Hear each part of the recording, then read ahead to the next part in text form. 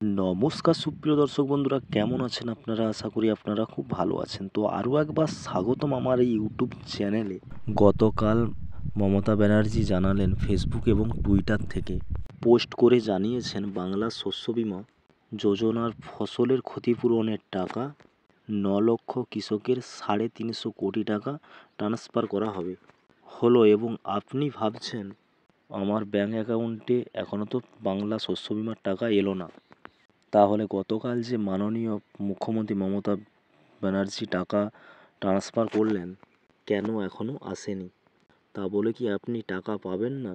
দ্বিতীয়ত, কোন জেলার কৃষকেরা এই বাংলা শস্য বীমার ফসলের ক্ষতিপূরণের টাকা পাবেন? এবং 3 নম্বরে, আপনি কিভাবে বুঝবেন আপনার ফসলের ক্ষতিপূরণের টাকা আসবে কি না?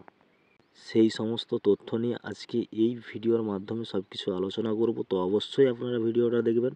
আর যদি আমার চ্যানেলে নতুন হয়ে থাকেন তো চ্যানেলটিকে অবশ্যই সাবস্ক্রাইব করে রাখবেন। আর যারা সাবস্ক্রাইব করে রেখেছেন তাদেরকে অসংখ্য ধন্যবাদ, এবং ভিডিওটিকে একটি লাইক করে দিয়ে অবশ্যই যাবেন। এই ভিডিওটি আপনারা দেখতে থাকুন, আপনার দিকে আমি ইনফরমেশন দেব, এবং এই ভিডিওটি শেষ পর্যন্ত দেখার জন্য অনুরোধ রাখব। গতকাল মাননীয় মুখ্যমন্ত্রী মমতা বন্দ্যোপাধ্যায় তার ফেসবুক পেজ এবং টুইটার হ্যান্ডেল থেকে উনি জানিয়েছিলেন, অত্যন্ত আনন্দের সঙ্গে জানাচ্ছি, বাংলা শস্য বীমার প্রকল্পের আওতায় আমরা 9 লক্ষ কৃষকদের তাদের সরাসরি ব্যাঙ্ক অ্যাকাউন্টে 350 কোটি টাকা ট্রান্সফার করে দিয়েছি। চলতি খরিফ মৌসুমে যে সকল কৃষকদের ফসলের ক্ষতি হয়েছিল তাদের এই সহায়তা করা হচ্ছে। ফসলের বীমার জন্য কৃষকদের কোনো টাকা দিতে হয় না।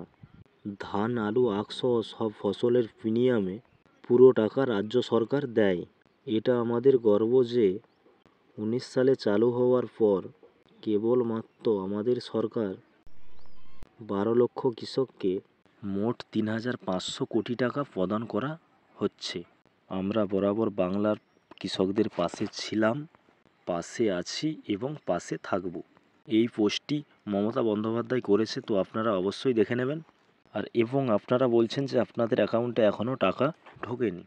মাননীয় মুখ্যমন্ত্রী মমতা ব্যানার্জি টাকা ছাড়ার সাথে সাথেই আপনার অ্যাকাউন্টে ঢুকে যাবে তেমনটা কিন্তু নয়। টাকা ঢোকার জন্য একটু টাইম লাগবে। তো এতটা অস্থির হওয়ার কিছু দরকার নেই। মমতা ব্যানার্জি পাঠিয়ে দিয়েছেন টাকা, তো অবশ্যই আপনারা আপনাদের অ্যাকাউন্টে টাকা পেয়ে যাবেন। দ্বিতীয়ত, কাদের টাকা দেওয়া হচ্ছে এটা আমাদেরকে আগে জানতে হবে। এই টাকা প্রাকৃতিক দুর্যোগে ক্ষতিগ্রস্ত হওয়ার কারণে এই টাকা প্রদান করা হচ্ছে।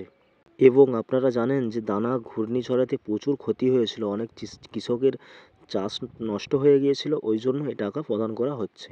এবং ঘূর্ণিঝড় দানার প্রভাব তো ছিলই, তার সাথে সাথে বন্যা ছিল, এবং আপনার ডিবিসির জল ছাড়া ছিল, ওই জন্যই আর্থিক সহযোগিতা করা হচ্ছে এই প্রকল্পর মাধ্যমে। এই ক্ষেত্রে যারা আবেদন করেছেন প্রত্যেকেই যে টাকা পাবেন এমনটা নয়, কারণ এর আগে 21শে নভেম্বর মাননীয় মুখ্যমন্ত্রী জানিয়েছেন যে বাংলায় শস্য বীমায় আবেদন করেছে 65 লক্ষ মানুষ এবং কৃষক। টাকা দেওয়া হলো 9 লক্ষ কৃষককে। যে আপনারা প্রত্যেকে টাকা পাবে এমনটা নয়, যে সমস্ত জেলাতে ক্ষতি হয়েছে সে সমস্ত জেলাগুলো নয় টাকা পাবে। এবং পঞ্চায়েত থেকে যেমন ইনফরমেশন করা হয়েছে, সেই সাথে সাথে বিএসবি কোম্পানি ওনারা খতিয়ে দেখেছেন যে কত লক্ষ কৃষককে টাকা দেওয়া যাবে, ঠিক আছে, সেইভাবে ওনারা টাকা প্রদান করছে। অর্থাৎ উপগ্রহ চিত্র ছিল, সেখান থেকেও কিছু তথ্য পাওয়া গেছে, এবং রিমোট কন্ট্রোল থেকেও কিছু তথ্য পাওয়া গেছে, এবং স্যাটেলাইট থেকেও কিছু তথ্য পাওয়া গেছে, এবং তার মাধ্যমেই তারা নির্ধারিত করেছেন যে কত লক্ষ কৃষককে টাকা দেওয়া যেতে পারে। তো বন্ধুরা, ভিডিওটি ভালো লেগে থাকে তো ভিডিওটিকে অবশ্যই একটি লাইক করবেন। আর চ্যানেলে যদি নতুন হয়ে থাকেন তো চ্যানেলটিকে অবশ্যই সাবস্ক্রাইব করবেন, এবং পাশে অল বাটনটি প্রেস করে রাখবেন। এবং কোন জেলা থেকে আপনি ভিডিওটা দেখছেন কমেন্ট করতে কিন্তু ভুলবেন না। আর যারা সাবস্ক্রাইব করে রেখেছেন তাদেরকে অসংখ্য ধন্যবাদ।